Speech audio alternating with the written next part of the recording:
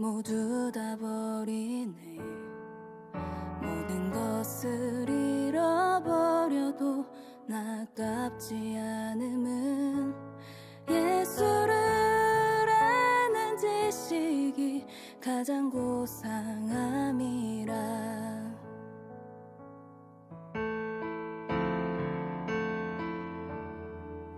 육체를 신뢰하지 않고 겸손한 마음으로 부활의 능력과 고난에 참여하며 그의 죽으심을 본받아 그리스도를 얻고 예수의 안에서 발견되려 함이라.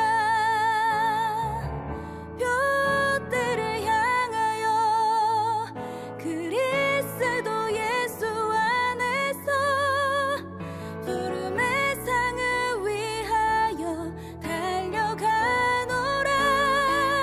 이전에 있는 것은 모두 잊어버리고 앞에 계신 그리스도께로 달려가노라. 내게 유익하던 것을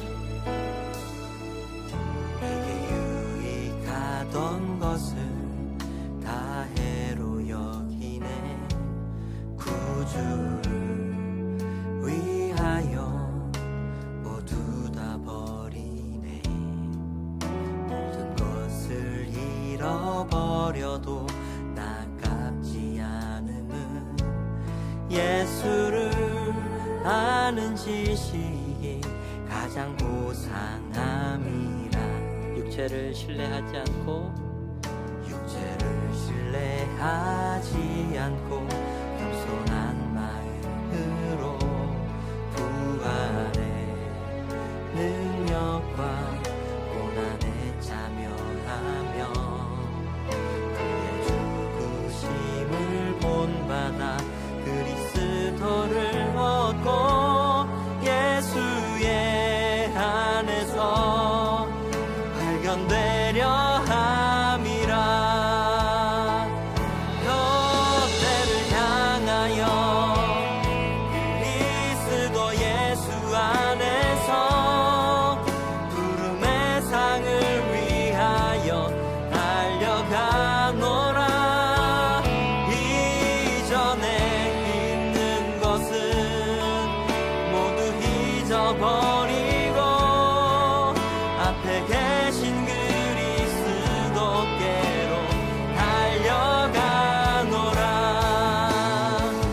뼈대를 향하여 그리스도 예수 안에서 부름의 상을 위하여 달려가노라.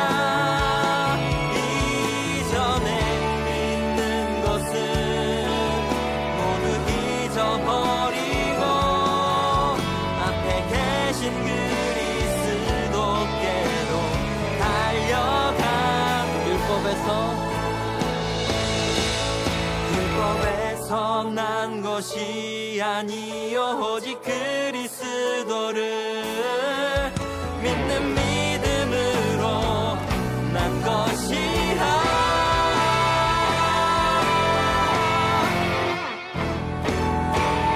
뼈대를 향하여 그리스도 예수 안에서 부름의 상을 위하여 달려가노라.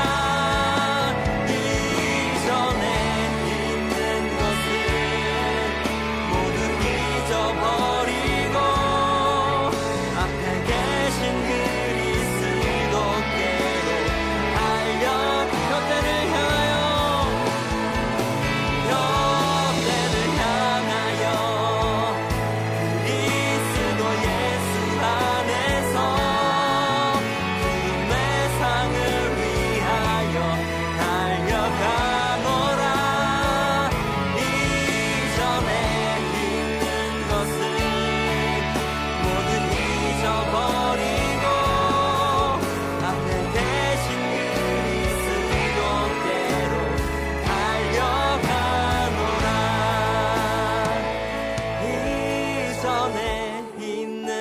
것은 모두 잊어버리고 앞에 계신 그리스도께로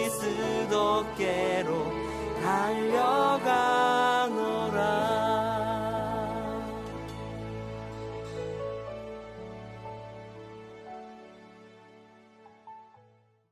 에스더서 6장 1절 말씀 같이 봅니다. 에스더 6장 1절.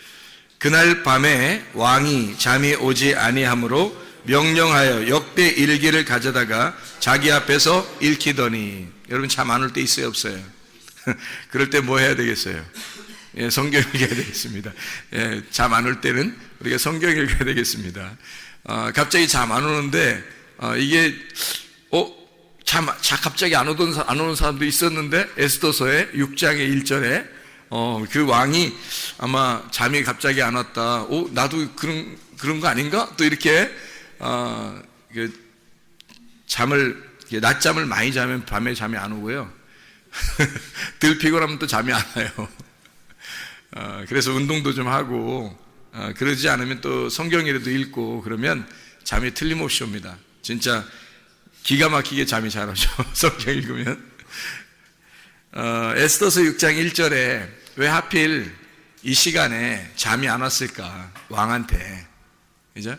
이게 지금 내용이 에스더서 1장부터 이렇게 쭉 내용을 읽다 보면 여기 이 시점이 지금 에스더서 1장부터 몇 장까지 있냐면 10장까지 있거든요. 근데 6장에서 하이라이트거든요. 여기가 하이라이트예요. 그러니까 1장부터 10장까지 해서 아주 하이라이트 부분이에요. 이 부분이. 근데 어떻게 되어 있냐면 6장 1절에 갑자기 왕이 잠이 안 오는 거예요. 그러니까 이게 그날이 어떤 날이냐면 이 날이 모르드게를 나무에다 매달아서 죽일 날이에요. 이 날이. 그러니까 그 죽이려고 허락받으러 오는 날이에요. 그날. 그 하만이. 근데 이상하게 그날 딱 와가지고 허락을 받으면 바로 이제 매달아서 죽이려고 그랬거든요. 6장을 읽어보면 그렇습니다. 그런데 갑자기 그 전 밤에, 그러니까 이제 아침이 되면 이제 매달릴 판이에요. 근데 그 전날 밤에 희한하게 잠이 안 오는 거예요. 하나님이. 이상하잖아요. 갑자기, 그죠? 그러니까 이걸 이제 우리들 말로 말하면 타이밍 죽인다. 이런 말 할 수 있죠. 그죠? 타이밍이 아주 끝내줍니다. 요게 만약 그 전날 이런 일이 없었다면 아마 타이밍이 어긋났을 수도 있어요. 그날 이 허락받으러 왕한테 가는 그런 날이거든요. 그 날이 밝은. 그런데 밤에 잠이 안 온 거예요. 그래서 하만이 그렇지 않아도 딱 오자마자 이제 왕이 뭐라 그러냐면 너 잘 왔다. 내가 잠이 안 와서 일기를 봤는데 거기에서 진짜 나한테 굉장히 유익하게 한 자가 있는데 내가 어떻게 했으면 좋겠냐. 그러니까 자기인 줄 알고 막 얘기를 하잖아요. 이렇게 해줬으면 좋겠다, 저렇게 했으면 좋겠다. 그걸 완전히 다 해주라고 모르드게가 계속 인사도 안 했던 사람이거든요. 이 하만한테 인사도 안 했던 사람이라 그렇지 않아도 꼴사납고 그렇지 않아도 죽이고 싶었는데 그날 하여튼 왕이 칭찬하는 사람은 이렇게 할 것이다 라면서 왕복을 입히고 그냥 말 태워가지고 그냥 막 외치면서 이렇게 다녀야 되니까 얼마나 수치스럽게 해서 하만 입장에서는 그 일이 있고 나서 바로 이어가지고 에스더가 이야기를 하는 장면이 나오는 거죠. 왕한테 우리 백성을 좀 돌려주십시오. 너네 백성이 왜 무슨 일이 있는데 내가 나라 절반이라도 너한테 줄 판인데 이렇게 얘기를 하잖아요. 그래서 이제 하만이 바로 이제 잡혀오고 이제 이걸 대역전 드라마가 이제 시작되는 놀라운 일이 6장부터 일어나는 겁니다. 6장에 뭐부터 일어난 거예요? 6장 1절에 대역전의 드라마 시작이 6장 1절에 어떻게 해서 일어났어요? 잠이 안 와서 일어났어요. 잠이 안 올 때 뭐 해야 된다 우리가? 성경 읽어야 된다고. 잠 안 올 때 성경 읽으면 하나님의 놀라운 역사가 여러분에게 임하십니다. 이 사람도 잠이 안 와가지고 갑자기 하나님의 일을 하게 된 거예요. 잠이 안 와서 하나님의 그 원하시는 하나님의 타이밍에 자기가 하나님의 그 시간을 끝내주게 이행하게 된 거죠. 이 사람이 잠이 안 올 때. 그러니까 하나님이 잠 안 재우신 거예요. 갑자기.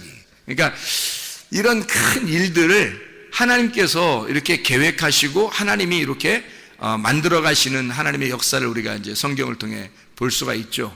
그러니까 하나님은 어쨌든 타이밍을 놓친다, 안 놓친다? 안 놓친다. 하나님은 절대 타이밍 안 놓친다. 우리는 답답해, 안 답답해요? 우리는 답답할 때가 있어요, 없어요? 있어요. 우린 답답한 거지. 우리가 왜 답답해요? 한없이 어떻게 응답이 왜 이렇게 오랫동안 안 돼? 응답이. 그리고 언제 될지 모르는 거야. 이게 이제 어떻게 되냐면 우리는 항상 어떻게 되냐면 과거나 현재와 미래가 있기 때문에 이 응답 지금 계속 응답이 안 오고 있어. 작년에도 응답이 안 왔고 계속 응답이 없었으니까 앞으로도 응답이 안 되면 어떡하지 하면서 그 두려워하는 마음이 늘 있단 말이에요, 사람들은. 왜냐면 과거, 현재, 미래를 사니까. 근데 하나님은 답답할 일이 별로 없어요. 하나님은 답답할 일이 없으니까 내가 지금 역사할게. 그럼 그 지금 역사하는 거예요. 근데 그게 희한하게 우리의 인생에서 하나님이 우리의 인생을 간섭하시는데 절대 거기서 타이밍을 안 놓친다는 거죠. 하나님이. 근데 사람들은 답답하고, 내 기도한 게 왜 이렇게 안 되지, 그렇게 할 수 있어요. 근데 하나님이 이 왕을 갖다가 잠을 안 재우시고 그 타이밍에 그날 그렇게 역사하지 않았다면 이게 어떻게 됐을지 모르는 그런 시점인데요. 절대 그 타이밍을 안 놓칩니다, 하나님이요. 왕을 잠을 안 재워서라도 그 역사를 이루는 거, 하나님의 뜻을 이루는 거예요. 그게 하나님이셔요. 보라, 지금은 은혜 받을 만한 때요. 보라, 지금은 구원의 날로다. 하나님은 항상 현재, 지금만 있다. 하나님은 항상 현재만 있는 것이다. 그러니까 과거나 미래가 아니라 현재, 지금. 네가 지금 기름등불 준비하고 있느냐? 네가 지금 주님 만날 준비하고 있느냐? 네가 주님 언제 오실지 모를 때 너는 지금 주님 준비하고 있는 사람이냐? 지금 기름이 떨어지지 않고 있느냐? 이걸 물어보셔요. 주님이 그거 보신다고요. 그럼 우리가 그걸 준비해야 되겠죠. 슬기로운 다섯 처녀 되려면 마태복음 25장의 1절부터 13절 말씀에 있는 것처럼 슬기로운 다섯 처녀가 돼야 돼요. 미련한 다섯 처녀처럼 그렇게 등불이 꺼져가면 안 된다고요. 등불이 꺼져간다는 말은 진리의 말씀, 이 진리의 말씀만 등불이거든요. 거짓의 말씀은 등불이 아니에요. 같은 어둠이지. 진리의 말씀이 등불인데 그 등불이 꺼져가는 거예요. 내 속에서 진리의 말씀이 점점 사라지는 거예요.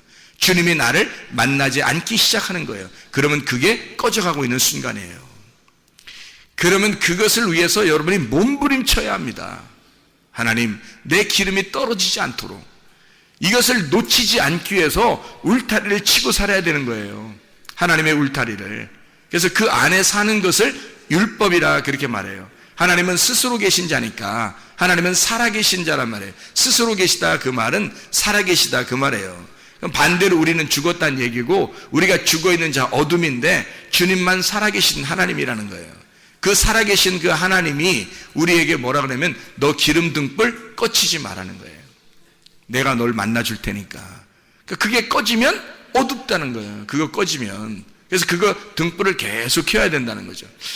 그 왜 우리 사사기에 보면은 기도원의 300용사가 있죠. 그래서 거기 성을 갖다가 막 이렇게 돌면서 무너뜨리잖아요.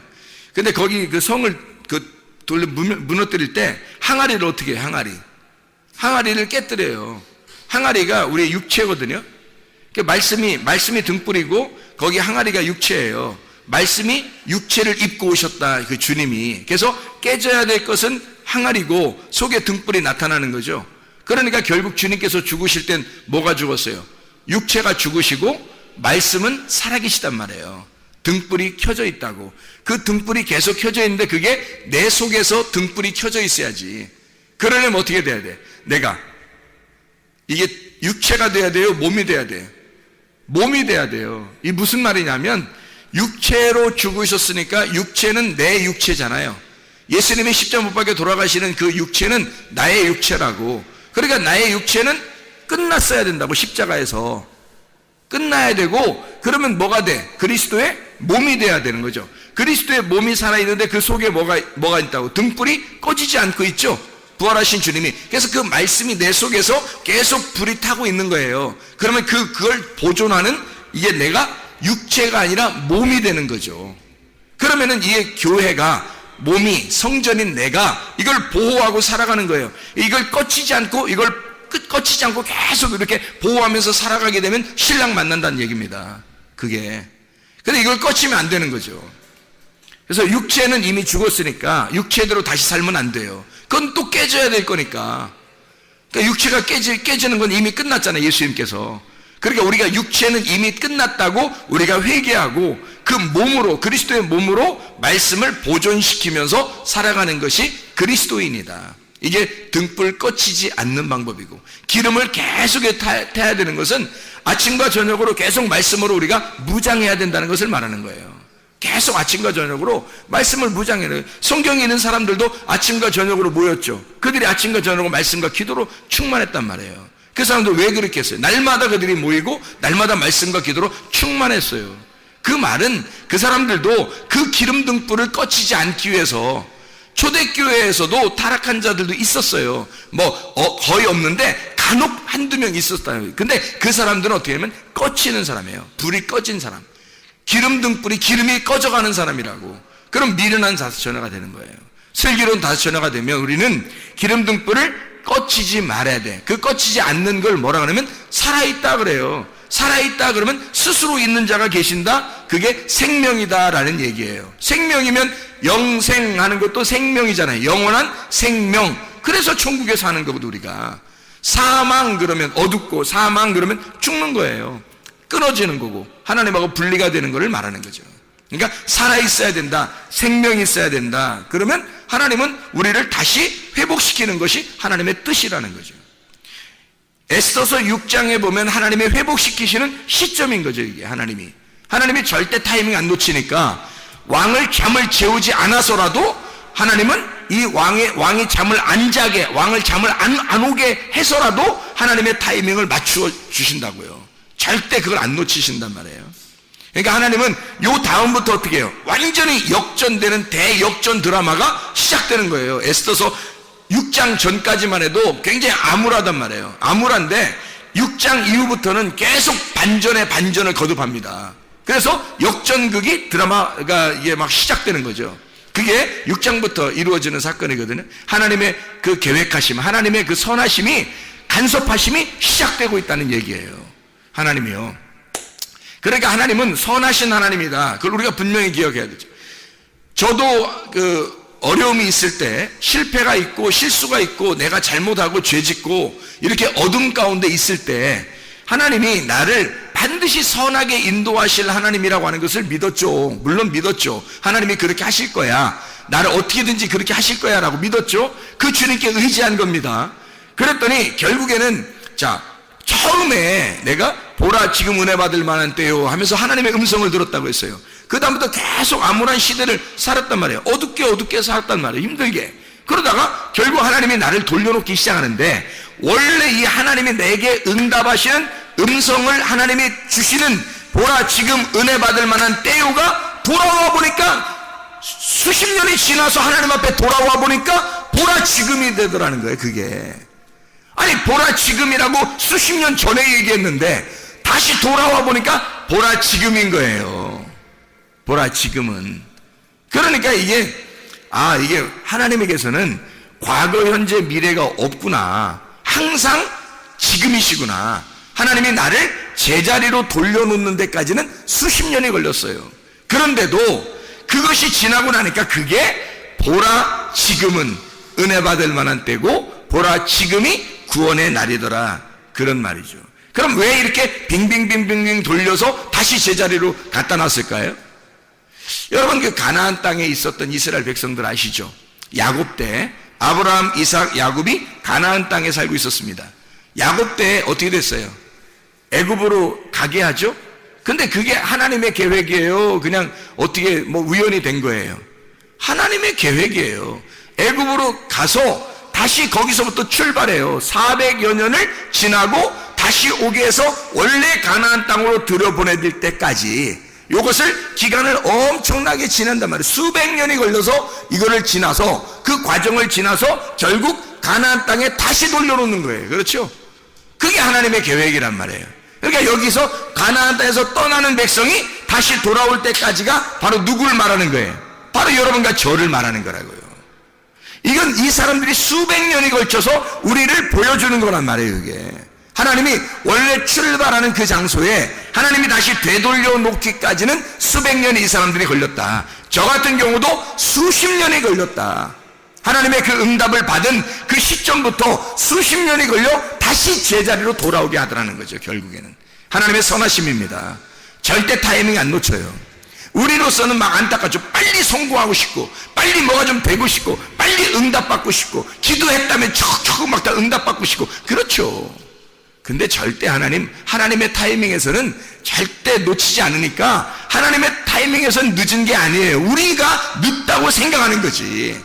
하나님의 타이밍엔 절대 늦은 게 없다고요. 자, 예를 들어서 어떤 사람이 계속 어둠 가운데 이렇게 암울한 가운데 살다가 다시 돌아오는 시점이 돼서 딱 돌아오게 돼요. 원래 원점으로 하나님의 그 부르심에 딱 돌아오게 됐어요. 그 타이밍에 딱 맞게 왔어요. 왔더니 그 다음날 죽었더라. 괜찮은 거예요. 천국 가니까 괜찮다고. 돌아왔잖아요. 돌아온 거니까 하나님에게선 지금이라고요. 그게 우리는 한참 걸렸지만 하나님은 지금이야. 그냥 괜찮다고요. 우리는 자꾸 늦다고 생각해. 하나님께서 왜 빨리빨리 역사하지 않을까 이렇게 생각할 때가 많아요. 근데 하나님은 늘 지금이야. 하나님 절대 늦추지 않으십니다. 늦지도 않아요. 그걸 절대 타이밍을 놓치지 않는다. 왜 이렇게 돌리는가? 우리를 뭐 하려고 그러는 거예요? 애굽에 있는 이스라엘 백성들을 광야로 끌어내서 그 용광로 같은 광야에 집어넣었다가 다시 가나안 땅에 오게 해요. 그냥 바로 그냥 휙 오면 안 되나요? 하나님이 뭐 그런 역사 하지 못하겠어요? 충분히 할 수 있거든요. 근데 안 한다고요. 광야에까지 집어넣고 그 다음에 다시 가나안 땅에 오게 해요. 광야에 나오는 것도 그냥 나오지 않아요. 원래 그냥 나오려고 했던 게 아니라 애굽에서 갑자기 왕이 바뀐 거예요. 그 왕이 바뀌어가지고 원래 애굽에서 이 사람들은 요셉을 알던 왕이 있을 때는요, 그 사람들이 다 높은 위치에 있었어요. 다 지도자들이었다고. 애굽을 다스리는 사람들이었다고. 그 다스리는 그 사람들이 누구예요? 다 야곱 자손이에요. 야곱 자손들이 요셉이 왕권을 가지고 있기 때문에 자기 형제들을 다 한 자리에서 다 줘서 그 밑에 내려갈수록 조카에게 또 자녀에게 손자에게 계속 400년 동안을 계속 높은 자리를 줬기 때문에 애굽에서 보통 높은 위치를 가진 사람들이 아니었을 거란 말이에요. 이 사람들이. 그러니 나오고 싶겠냐고. 이 사람들이 생각을 해보세요. 나오고 싶지 않다고요. 그런데 어느 날 하나님께서 요셉을 죽였고, 요셉이 죽고 난 다음에 한참을 그렇게 살았는데 어느 날 요셉을 모르는 왕이 나타난 거예요. 요셉을 모르는 왕이. 요셉이 뭐야? 우리 애굽 백성도 아닌데 이러면서 요셉이 이렇게 하는, 요셉을 무시하는 자가 딱 나타나니까 갑자기 요셉의 형제들, 그러니까 그 야곱의 자손들을 갖다가 갑자기 종으로 다 만들어버린 겁니다. 그리고 막 잘 살던 사람이 갑자기 종이 되니까 어떻게 됐겠어요, 여러분? 잘 사는 사람들은 안 나와요. 나오라고 해도 안 나온다고. 근데 갑자기 종이 되니까 이 사람들이 막 아우성치는 겁니다. 살려달라고. 우리 하나님은 어디 계십니까? 살려주세요, 살려주세요. 막 아우성칩니다.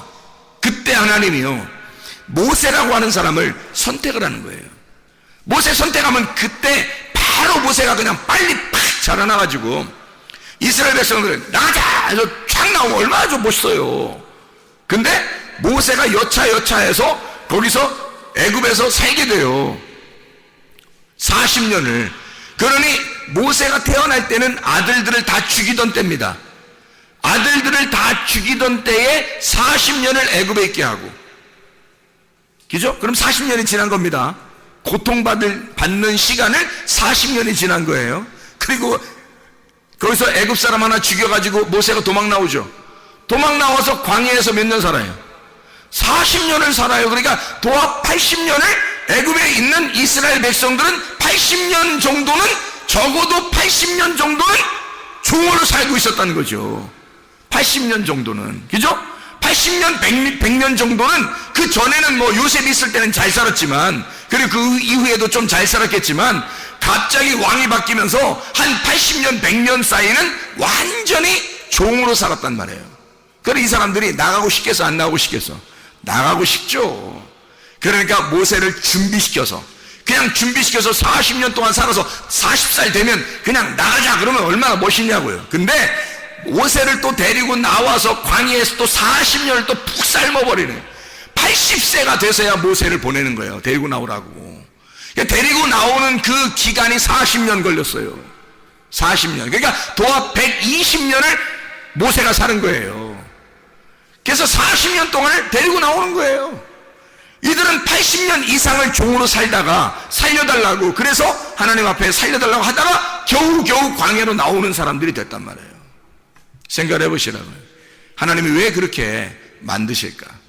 왜 애굽으로 내려가기 싫은 야곱을 애굽에 내려가서 살게 하고, 그 다음에 그 자손들이 거기서 살다가 잘 살다가 갑자기 못 살게 되고, 그러다가 광야로 끌고 나와가지고 막 고생을 시키고, 그러다가 가나안 땅으로 다 죽이고 가나안 땅으로 어린아이들만 들어갈 수 있도록, 여호수아 갈렙 믿음을 끝까지 지킨 사람, 기름등불 꺼지지 않은 사람, 그 사람 2명만 데리고 들어가. 놀라운 얘기죠. 이게 왜 그랬을까요? 낮추시는 겁니다. 광야에 데려다 놓고 하나님은 낮추시는 거예요. 광야에 데려다 놓고 계속 두드려서 이 사람을 낮추시고 겸손하게 만들고 낮추시는 작업이 광야의 작업이에요. 그게 교회라고요. 여러분은 세상에서 있었던 믿음만 가지면 됐지 뭐 생각하는 사람들을 교회에 데리고 놔. 그리고 말씀으로 계속 두드리는 거예요. 여러분을. 왜요? 이유가 낮추시려고. 여러분을 낮추시려고, 겸손하게 만들려고. 그래야 가나안 땅에 하나님의 백성이 되니까. 하나님의 백성은 교만한 자는 하나님의 백성 될 수 없어요. 높아 있는 자는 하나님의 백성 될 수 없어요. 겸손한 사람만 하나님의 백성 될 수 있어요. 겸손한 사람에게만 주님이 은혜를 베풀어 주셔요. 낮은 자들만, 낮춰진 자들만 주님께서 높여주시는 겁니다. 그렇게 구원하시는 사람은 그 방법이, 주님의 방법이 그거니까 끌어내는 거예요. 자, 여러분, 결혼을 왜 한다고 그랬어요?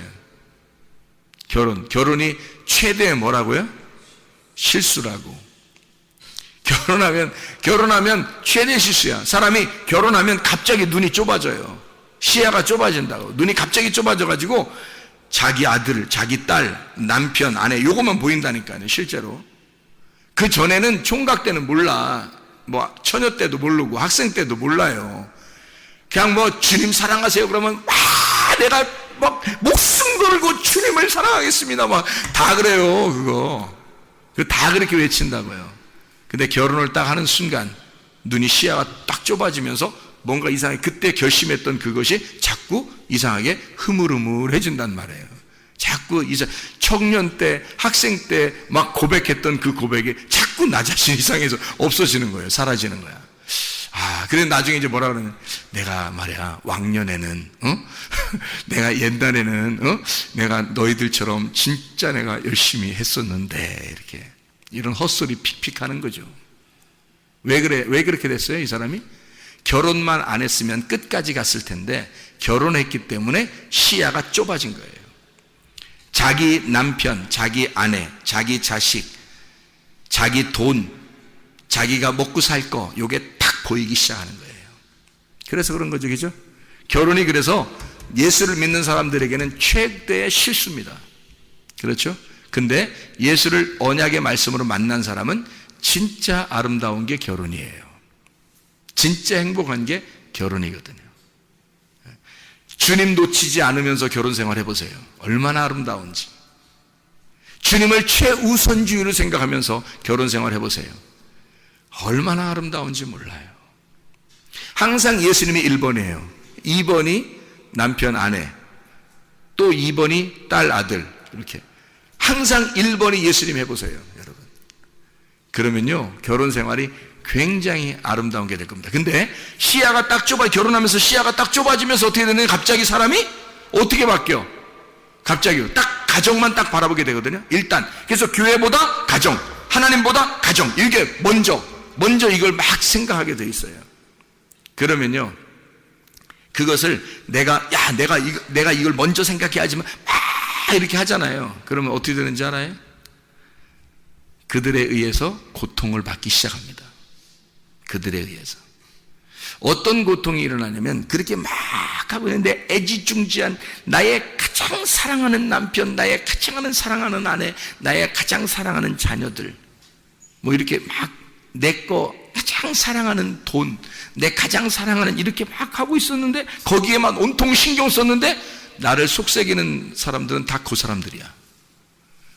자기를 속삭이는 사람은 다 그 사람들만 하는 거야. 다른 사람들은 자기를 속삭이지 않아요. 딱 자기가 진짜 신경 쓰는 그 사람들만 딱 자기를 속삭여요. 고통이죠. 결혼을 안 했었더라면 이런 고통이 없었을 텐데 라고 계속 생각하게 되죠, 사람이. 그죠? 근데요, 진짜 주님을 만난 사람은 어떻게 될까요? 이것이, 이 고통도 하나님께서 내게 허락하신, 이 기쁨도 하나님이 내게 허락하신, 이것이 다 주님이 항상 우선이니까 이것이 어떻게 되더라도 하나님께 맡기는 거예요. 그 주님께. 그러면요 그냥 기쁘죠, 결혼 생활이. 그러니까 기쁘게 결혼 생활 할 거냐, 내가 실수했어 하면서 결혼 생활 할 거냐, 이건 우리가 진짜 선택해야 돼요. 생명과 복과 사망과 저주를 네 앞에 펼쳐놓겠으니까 네가 살기 위해서는 생명을 선택하라는 거야. 생명, 말씀이잖아요. 주님을 선택하라는 거예요. 먼저 주님을 선택해보라는 거예요. 실제로 해보라는 거예요. 진짜 회개하고 한번 해보라는 거예요. 그러면 가정만큼 행복한 게 없고 자기에게 행복을 주는 게 없어요. 자기의 주변에 가장 가까운 사람만큼 자기에게 기쁨을 주는 게 없단 말이에요. 마음이 넓어지는 거예요. 자기에게 고통을 주던 것들이 자기가 회개하고 나니까 마음이 넓어지는 거야. 갑자기 자기의 마음이 다 두드려서, 자기를 다 두드려서 납작하게 내지니까 마음이 넓어지죠. 그러니까 그것만큼 다 받아들이고 아름다운 게 없는 거예요. 가까이 있을수록 더 아름답고 행복하고 기쁘죠. 바뀌는 겁니다, 사람이. 이게 실수가 아니라 내가 결혼을 안 했으면 어떻게 했을 뻔했어, 이렇게 되는 거죠. 내가 결혼 안 했으면 큰일 날 뻔했다, 이렇게 되는 거죠. 그렇게 한번 그런 인생 한번 살아보고 싶지 않아요? 근데 저는 그런 인생 살고 있는데, 진짜 그런 인생 한번 살아보고 싶지 않냐고요. 내 결혼 안 했으면 내가 어떻게 살았을까, 나 어떻게 됐을까, 결혼 안 했으면 큰일 날 뻔했다, 이런 은혜를 내가, 이런 말씀의 은혜를 내가 어떻게 깨달을 수 있었을까. 결혼 안 했으면 말씀이 그냥 막 보여. 결혼하니까 그냥 말씀이 쭉 보여, 그냥 다. 세상에 이렇게 호랑이도 제 말하면 온다고 그러잖아요. 그러니까 호랑이가 딱 그러잖아요. 내가 가장 중요하게 생각하는 게, 그게 사실 어떻게 보면 그게 나의 가장 큰 고통이 될 수 있다는 얘기예요. 언약의 말씀을 모르면요.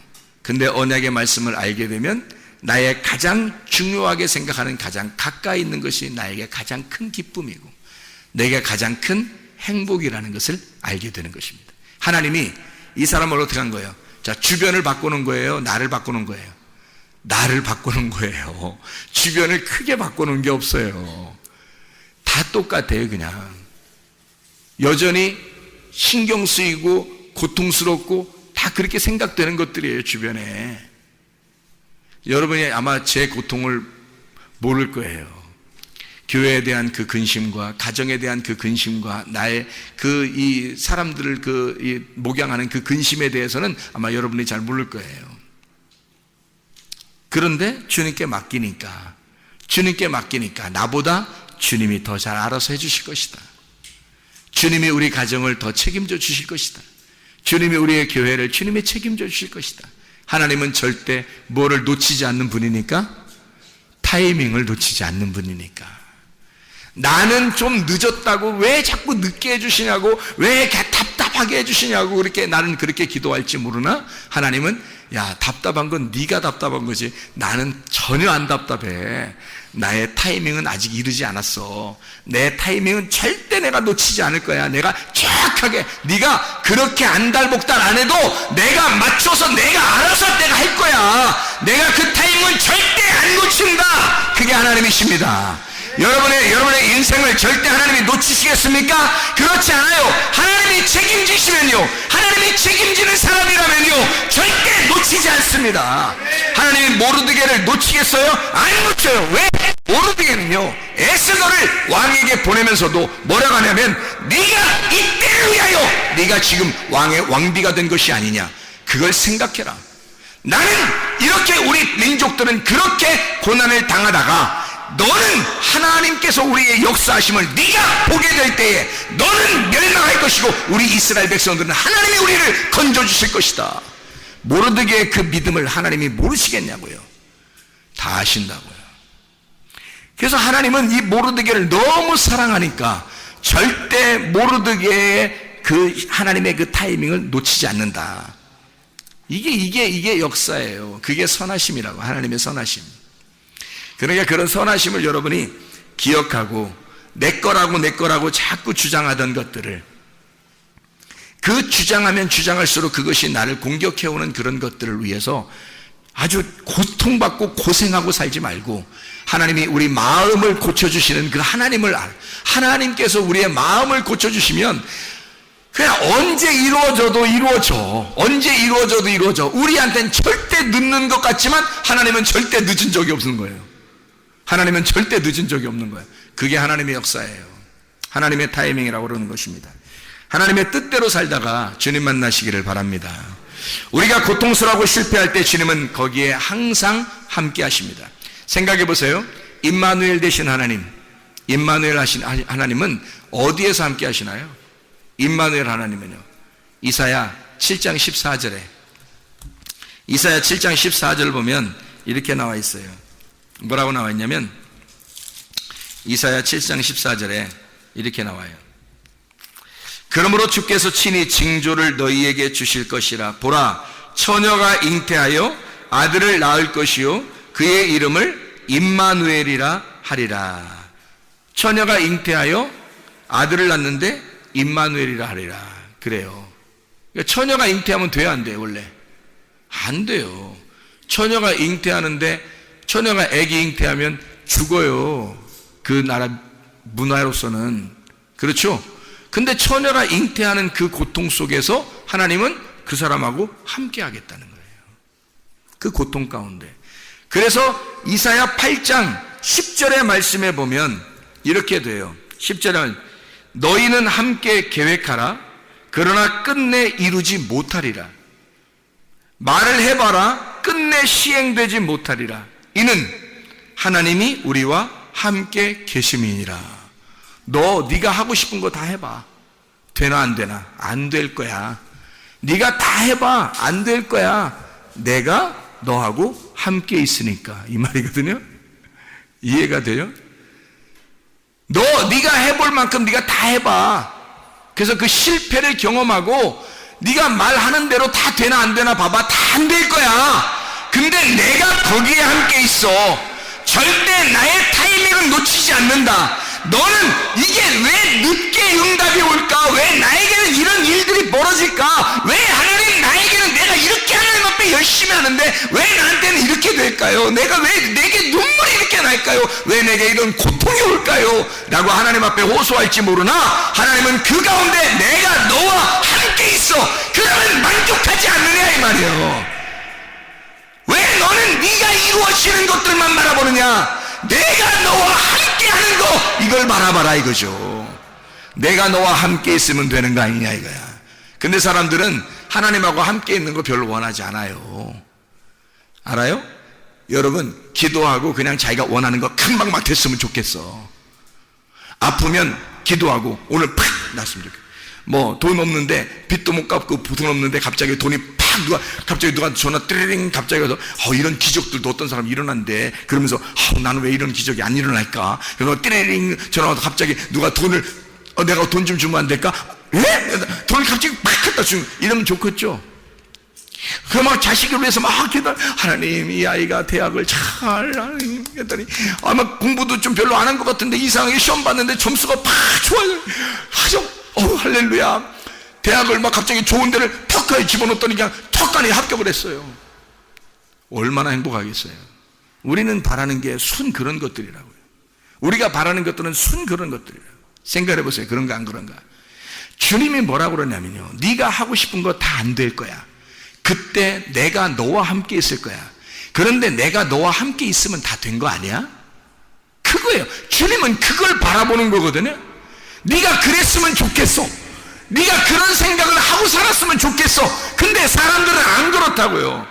왜 하나님은 내게 이런 응답 주시지 않냐고 하죠. 근데 하나님은 안 그렇다고요. 내가 너와 함께 할게. 내가 임마누엘이야. 그 이름, 처녀가 아들을 잉태하여 그 아들이 오면은 임마누엘이라고 해라. 예수, 그가 구원자다. 네가 안 될 때, 네가 아무것도 못할 때 하나님의 타이밍은 절대 놓치지 않는 거야. 가장 어두울 때, 네가 가장 힘들고 고통스럽고 어둡다고 할 때, 그때 위로자가 나타날 거야. 그때 진짜 예수가 나타날 거야. 임마누엘이 함께 하실 거야. 그거거든요. 그러면 된 거 아니에요. 하나님 앞에 감사하는 거죠. 하나님 고맙습니다. 나와 함께 해주셔서 고맙습니다. 지금 저와 함께 동행하고 있으니 감사합니다. 그러면 되는 거죠. 그러니까 맨순 하나님 생각도 안 하고 주여 주여 하고 막 구하고 그러죠. 그런데 주님은 우리에게 뭐라고 말해요? 주여 주여 한다고 천국 가는 게 아니다. 아버지의 뜻대로 행하여 천국에 들어가는 것이다.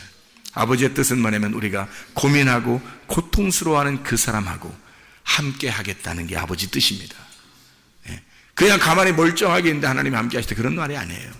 가장 어둡다고 네가 느껴질 때, 그때 빛이 찾아올 거야.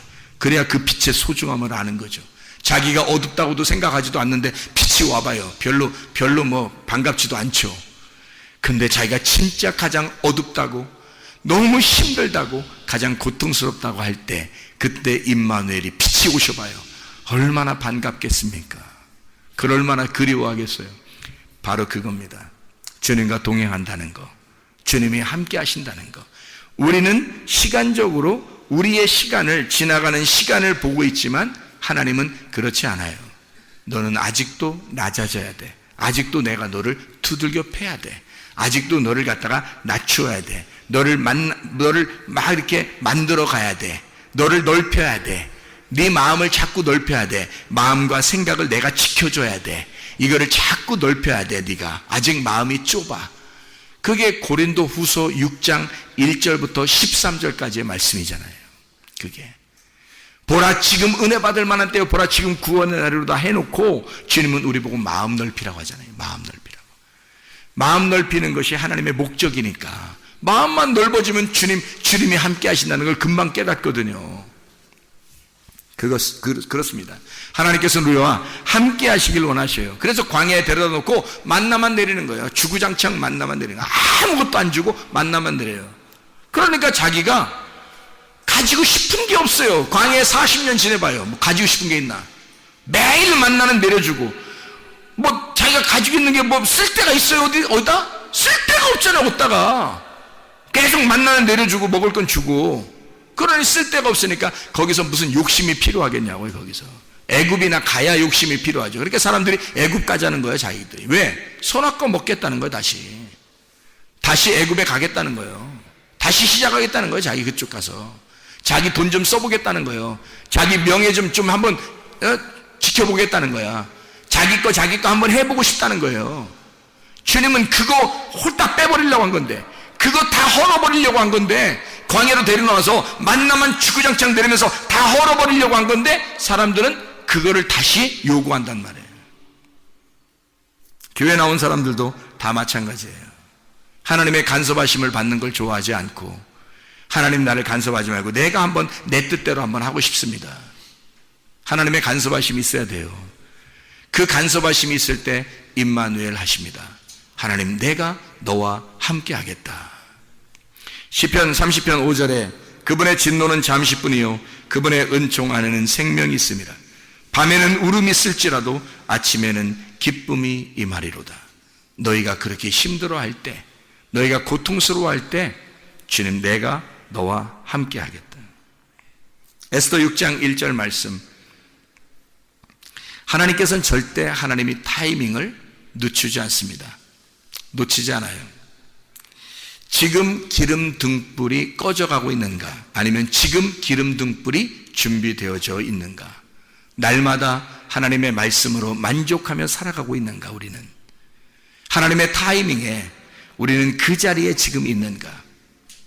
하나님께서 절대 내가 너와 함께 하고 싶은 사람인가? 그렇게 고민하고 그렇게 고통스러워하고 그렇게 하나님의 위로를 기다리는 자인가? 하나님의 기름 등불 때문에 내가 고민하는 자인가? 진짜 오늘도 그렇게 살기 위해서 몸부림치는 자인가? 그런 사람과 우리 주님은 함께 하십니다. 왜 하나님은 이렇게 우리를 고통 가운데 그냥 두냐면 하나님께서 우리를 디자인하고 싶어 하셔서 그런 거예요. 우리의 인생을 내 인생을 내가 디자인하면 엉망진창이 나옵니다. 그러나 내 인생을 하나님 앞에 맡기면 그러면 하나님께서 나의 인생을 디자인하기 시작하죠. 하나님은 우리의 가정을 하나님께서 디자인하기 시작하죠. 하나님의 방법대로 하나님의 뜻대로 우리를 계획하신 대로 하나님의 그 타이밍 안에서 하나님이 우리를 만들어 가실 것입니다. 내가 답답한 거지. 내가 내 걸 만들려고 하다 보니까 답답한 거지. 하나님은 답답할 일이 없습니다. 하나님은 자기가 디자인하여 여러분의 인생도 여러분의 가정도 우리의 교회도 하나님이 디자인하기를 원하신단 말입니다. 하나님께 맡겨서 하나님이 나를 디자인하시도록 그렇게 맡기는 인생을 살 것인가? 아니면 내 인생을 내가 디자인하여 망치면서 살아갈 것인가? 이것은 우리가 생명을 선택할 거냐 사망을 선택할 거냐? 우리는 선택하는 사람입니다. 주님 오늘도 생명을 선택하며 살게 하옵소서. 일평생에 하나님이 디자인하는 내 인생을 하나님께 맡길 테니 하나님이 나의 인생을 디자인해 주십시오. 하나님 우리의 가정을 주님께 맡길 테니 우리의 가정을 주님이 디자인해 주십시오. 하나님의 타이밍에 절대 그 자리에 모르드게처럼 있는 그 자리를 지키는 그 믿음을 굳게 지켜 거룩한 자존심을 가지고 있는 사람, 그런 모르드게처럼 하나님의 마음에 쏙 드는 사람들이 다 되시기를 바랍니다. 기도하겠습니다. 우리 하나님 아버지의 사랑과 은혜를 감사드립니다. 하나님은 절대 실수가 없으신 분입니다. 하나님은 절대 그 타이밍을 놓치지 않는 분이십니다. 하나님은 그 적당한 시기에 적당한 장소에서 하나님의 계획과 뜻을 이루시는 하나님의 놀라운 임마누엘 되신 하나님이심을 우리가 믿습니다. 하나님 우리의 있는 그 자리에 주님과 함께 거하기를 원합니다. 주여 우리의 인생을 디자인해 주시옵소서. 우리의 가정들을 디자인해 주시옵소서. 우리의 교회를 주님께 맡기오니 주님이 디자인한 교회가 되게 도와주시옵소서.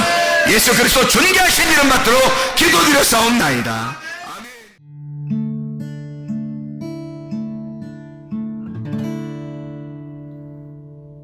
내 속에 내가 너무도 많아서 당신을 쉴 곳 없네. 내 속에 헛된 바램들로 당신을 변할 곳 없네. 내 속에 내가 어쩔 수 없는 어둠, 당신의 쉴 자리를 뺏고